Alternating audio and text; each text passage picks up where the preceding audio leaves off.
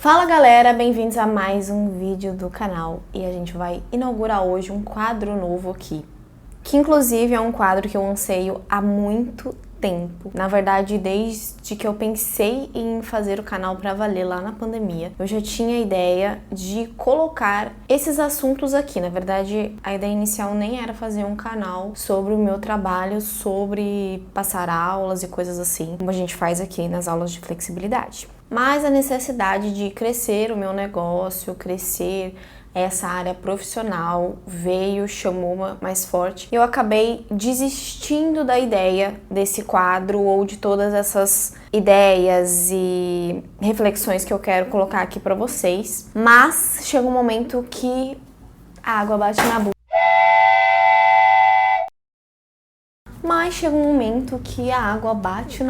E a gente volta lá para o momento zero daquela ideia inicial. E tem coisas que simplesmente não dá pra passar, porque não sei se vocês me entendem, mas tem coisa que é como se fosse um chamado e você tem que fazer. Então não importa quanto tempo você deixe de fazer, a gente já tá entrando em 2023, essa ideia foi em 2020. Então assim, passaram-se 2 anos completos e estou eu aqui novamente voltando nessa ideia. Ai, que suspense! Chega de fazer suspense. Qual é a ideia desse quadro? É falar de coisas sérias, é sair um pouquinho desse lugar profissional e esse lugar de aulas de flexibilidade e entrar para um lado mais pessoal da minha vida, tá? Então eu vou estar neste quadro compartilhando com vocês ideias, histórias de vida que eu tenho, projetos que não são relacionados à contorção e à flexibilidade ou ao circo e trazer para você esse outro lado, né?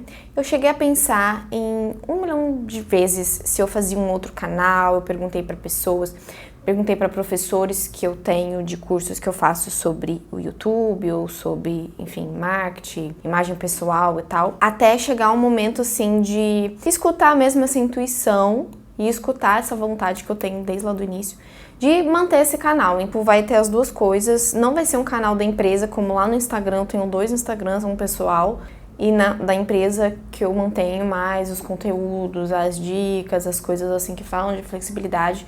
Lá eu achei essencial separar, mas aqui eu não vou fazer isso, aqui é um canal assim da Georgia, que vai ter aulas de flexibilidade e também vai ter coisas da minha vida pessoal, vai ter os vlogs.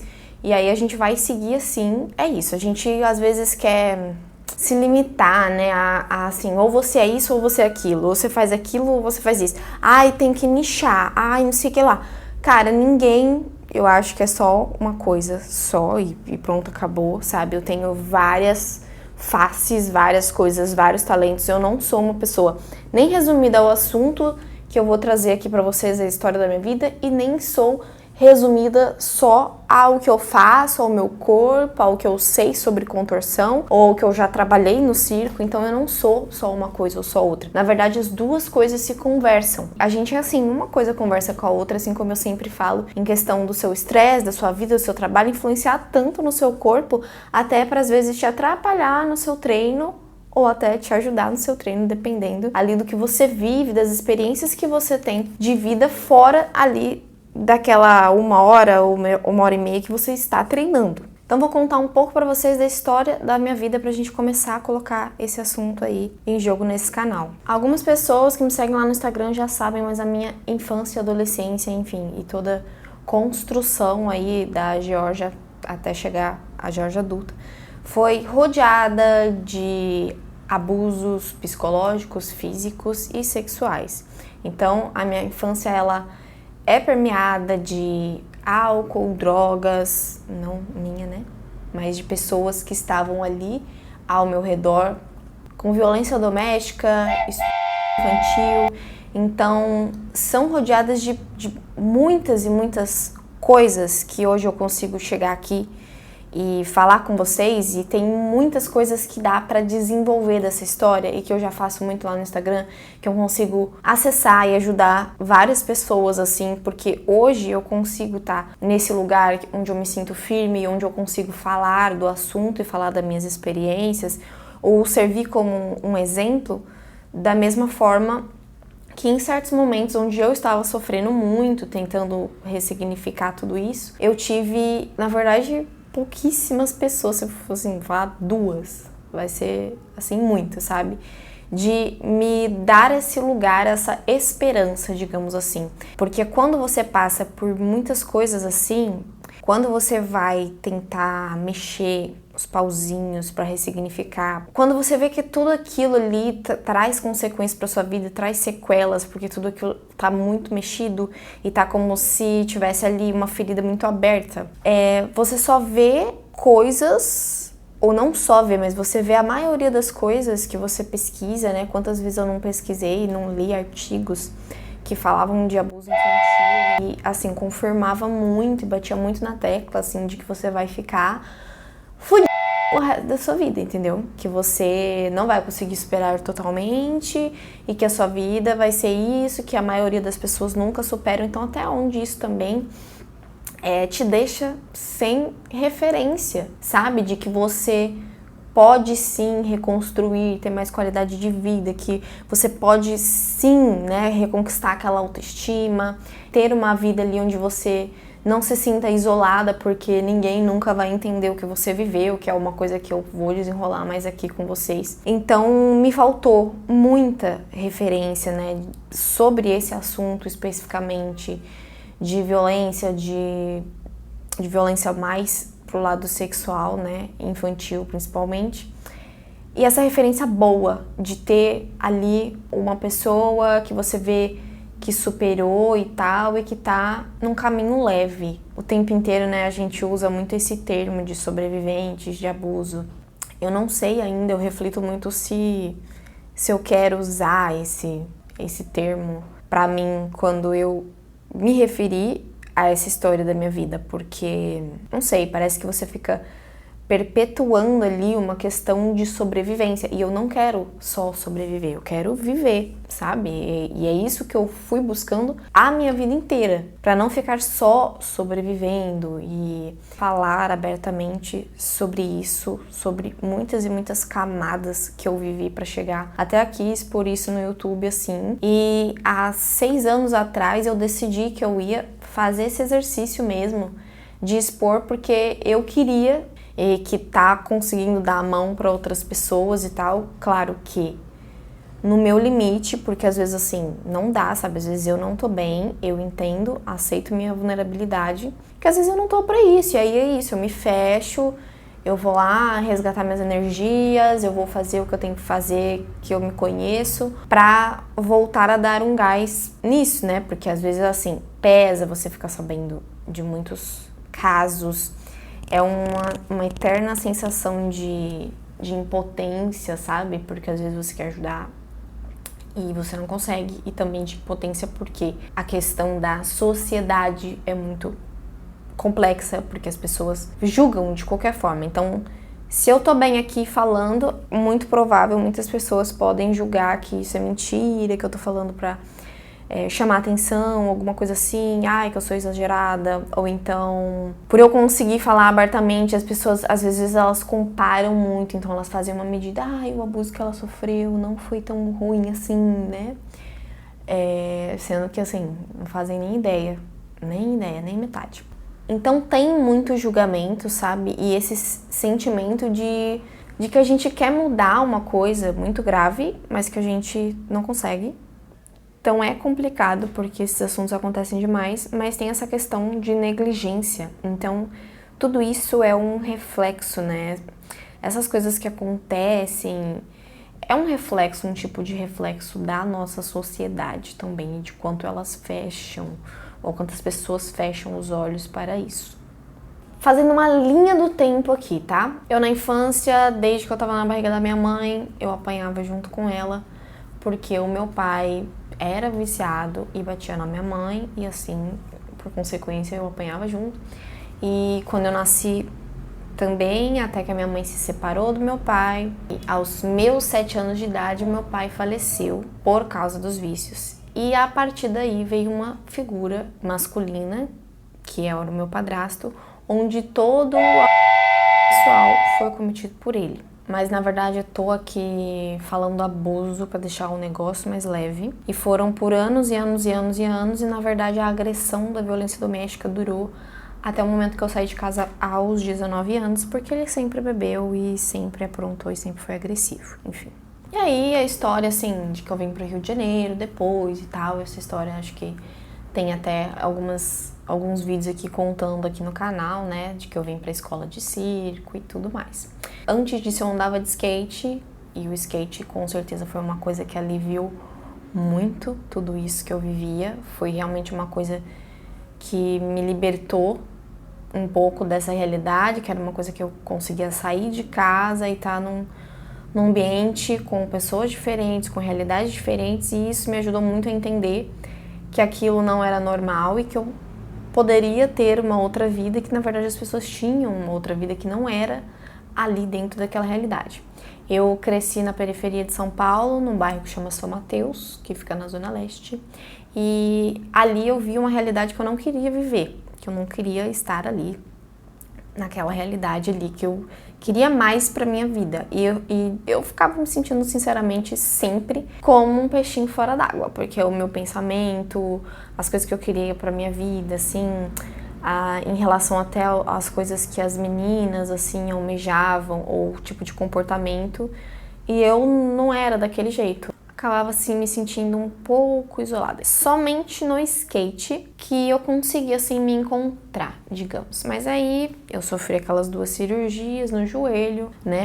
Rompi os ligamentos do joelho direito, aí me recuperei, depois rompi do esquerdo, e isso me levou a coisas horríveis, porque eu já era uma pessoa que tinha ali uma condição de depressão, poderia dizer. E essa questão com o meu joelho acabou me destruindo mesmo, que foi quando eu desenvolvi ataque de pânico, comecei a ter ataque de pânico, comecei a ter insônia, e aí o meu psicológico foi assim, para mim. Mas eu sempre fui pedindo ajuda. Então, como eu não podia falar muito dessas coisas, eu sempre usei a escrita, assim, pra desabafar, sabe? Pra colocar ali pra fora de uma forma subjetiva o que eu estava vivendo. Eu tinha um blog, assim, quando eu fiquei super loucaça, modo de falar, tá, gente? Eu fiquei bem perturbada quando eu machuquei o segundo joelho, né? Porque aí, tipo assim, gente, de novo vou ter que enfrentar tudo. E eu fiquei de cama muito tempo. E não é só a questão assim, ai, ficou de cama, não podia fazer nenhum exercício, né? Que já é horrível. Ainda mais pra quem é superativa. Agora você imagina isso num ambiente de violência que eu vivia. Então era muito pior, porque ali eu não conseguia me defender, porque ali eu tinha que realmente ficar presa naquele ambiente. Então, claro que são muitas e muitas coisas que envolvem isso. Não é só a lesão do joelho, não é só ter ficado por um momento ali incapaz de fazer as coisas que eu gostava de fazer e as coisas que faziam eu me sentir viva, entende? É difícil ainda, às vezes, falar isso, né? Às vezes, assim, vai parecer porque eu tô mesmo. Às vezes meio desconfortável de falar algumas coisas, assim. Às vezes é até difícil olhar diretamente para a câmera, porque gera um desconforto dependendo do assunto que eu vou falar, né? Porque muitas das vezes que eu pensava em compartilhar essas coisas e tudo mais e tal, eu ficava pensando, nossa, mas é muita exposição. Né? E geralmente quando você se expõe na internet e tal, as pessoas elas acham que sabem tudo, que te conhecem, não sei o que lá. Mas na verdade assim, você sabe que uma vírgula de tudo, sabe? Me deixa muito satisfeita e também me ajuda a superar, entendeu? Tem pessoas, ai, cuidado. Ai, nossa, mas vai ser muito ruim pra você, você vai sofrer muito. Quando eu não tô bem, realmente eu dou uma pausa e tal. Mas é uma coisa que eu gosto de fazer porque me ajuda a ressignificar. Isso não quer dizer que se você viveu uma situação assim, você precisa fazer isso para ressignificar. A gente vai conversar isso em outros vídeos também. Mas isso me ajuda. Então, hoje eu vou terminar esse vídeo lendo uma coisa que eu escrevi naquela época, porque quando eu fiquei ruim... Gente, pode estar assim, meio bagunçado esse vídeo, porque eu quis fazer completamente autêntico, sem roteiro, só, tipo, falar pra ser o mais verdadeiro possível, tá? Então, esse vídeo não tem roteiro mesmo, eu tô fazendo tudo aqui da minha cabeça pra ficar bem íntimo. Quando eu machuquei o joelho, na segunda vez, eu fiz um blog, que na época era blog, na internet, que chamava Por Favor Não Enlouqueça, e lá eu colocava algumas coisas que eu escrevia. Através desse blog, eu consegui participar de uma editora que tinha lá na época, que nem existe mais, lá em São Paulo ainda, que era sobre escritores jovens, novos talentos descobertos. E eu tive a grande oportunidade de lançar um livrinho de bolso, tá? Que chama Apesar de, que inclusive é a minha tatuagem aqui no braço, apesar de. Então, eu não gosto muito desse livro, porque assim, hoje eu escrevo bem diferente do que várias coisas que estão escritas aqui. Nessa época eu tinha 16 anos, tá? Então, tipo, as coisas que eu escrevi aqui são basicamente assim, dos 15, 14 aos 16 anos no máximo. E a minha forma de escrever é outra, tal, então são textos bem bagunçados. Por causa dessa oportunidade não foi assim, super editado, não foi uma coisa, né, que foi só assim, textos do blog, pá, joga aí no livro. Mas, né, isso não desqualifica essa lindeza aqui que eu tive a oportunidade de lançar. E assim, posso dizer que sou escritora.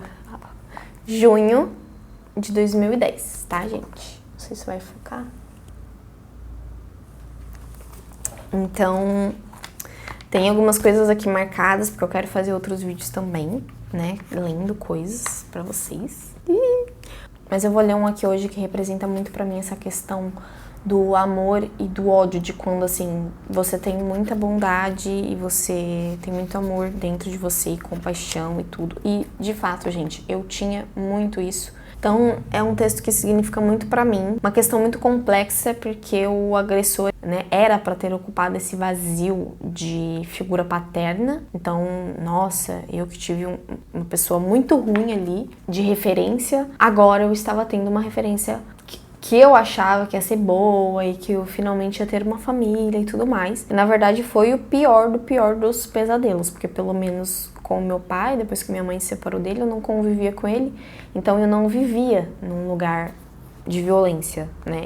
Ele me visitava de vez em quando e eu vivia com a minha mãe, com a minha avó ali na paz. E nessa época, minha infância, eu lembro, e quando eu vejo as fotos também, de uma infância leve, sabe? Depois que ele entrou na minha vida, que o negócio descaralhou tudo. Do quanto eu queria que ele parasse de beber e o quanto eu queria que ele fosse uma pessoa boa. E eu lembro que eu rezava muito pra Deus, que eu queria que ele parasse de beber, que ele se transformasse, não sei o que, lá. E eu rezava, assim, com todas as minhas forças.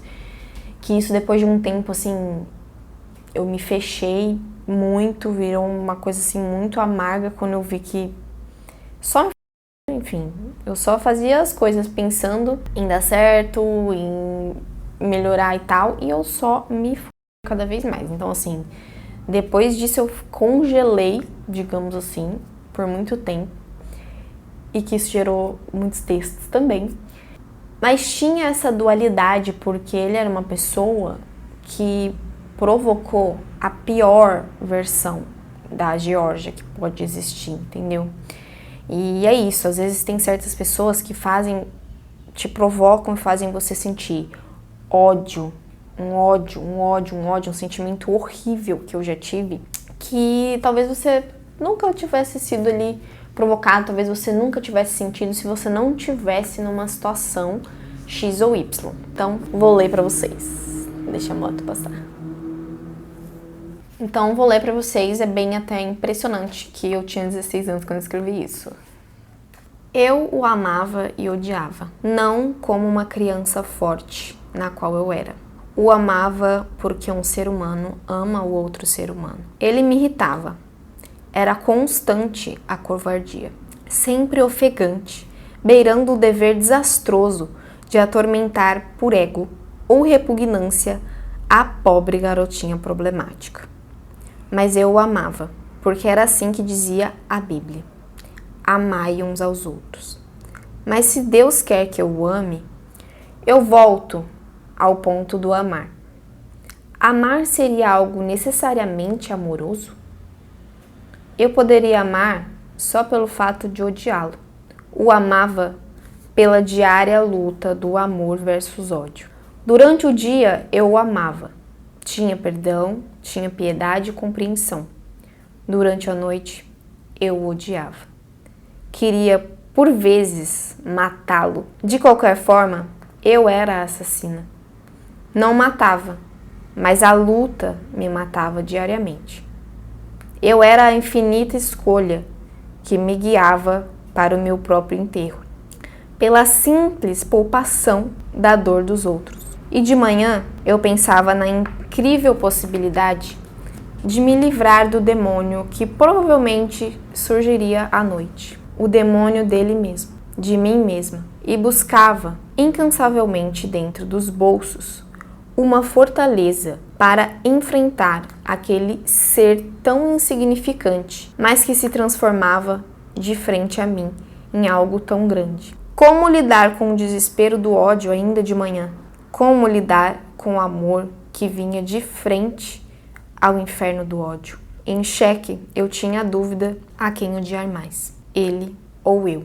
Eu caía de joelhos diante da vergonha súbita de ser um humano cheio de fracassos. E por não conseguir de alguma forma solucionar essa situação e ter as mãos limpas, vou guardar esse resto de esperança nessa última gaveta, dentro desse pote de vidro. Bom, nesse texto, não sei se ficou claro para todo mundo, mas além de tudo aquilo que eu falei antes da leitura, também tem a questão de quanto eu me culpava, por não denunciar, por não falar, só para poupar as pessoas da dor que elas teriam se elas soubessem a verdade. Então eu vivi por muito tempo com isso e me odiei por muito tempo por não conseguir falar e acabar assim poupando todo mundo de uma dor, quando na verdade eu estava sobrecarregada, carregando tudo aquilo como se fosse, e era de fato uma uma doença, de uma ferida aberta, enquanto eu deixava todo mundo viver a sua paz, o seu conforto, sem saber que aquilo ali aconteceu na sua família, onde ali a gente tem uma quebra, de expectativa da família tradicional brasileira. E aí, para poupar os outros, eu simplesmente me calei e segui assim por muitos anos da minha vida. Então, espero que vocês tenham gostado desse vídeo. Espero ler muito mais textos para vocês e reflexões e estudos que eu faço sobre o tema. E em 2023 vai ter muitos projetos relacionados a isso, inclusive eu estou escrevendo já faz um tempo, mas eu pretendo terminar esse ano o meu livro autobiográfico, onde eu vou contar tudo, não só essa parte, mas depois de quando eu vim pro Rio e todas as coisas. Eu quero muito terminar esse ano e tem outros projetos que eu ainda não posso falar, mas que lá pro meio do ano vai ser sucesso e eu espero mostrar tudo pra vocês aqui. E que a gente possa dialogar e com certeza que se você também, porque assim, a gente sabe que acontece muito, muito, muito abuso, mas aonde estão os abusadores e aonde estão as vítimas? Estão aí, desse lado, estão aí em todo lugar. Então, com certeza eu sei que eu vou conseguir tocar muitas pessoas e dar coragem para muitas pessoas através do exemplo. Eu não sou psicóloga, mas eu tenho a história na minha pele. O foco jamais vai ser em tratar alguém, eu sempre falo todas as coisas dando o meu exemplo pessoal e tomando muito, muito cuidado, porque eu tenho aversão a algumas coisas que são colocadas aí no meio desse assunto, e a gente vai conversar mais sobre isso ao longo dos vídeos aqui. A gente tem que ter muito tato quando a gente fala sobre esse assunto. E também tem que ter muito bom senso. Então não esquece de curtir o vídeo, deixe o seu comentário para eu saber o que você achou. Se você tem alguma sugestão também, deixa aqui. Um beijo e até o próximo quadro e até a próxima aula, que o próximo post vai ser de treino. Beijo! Fui!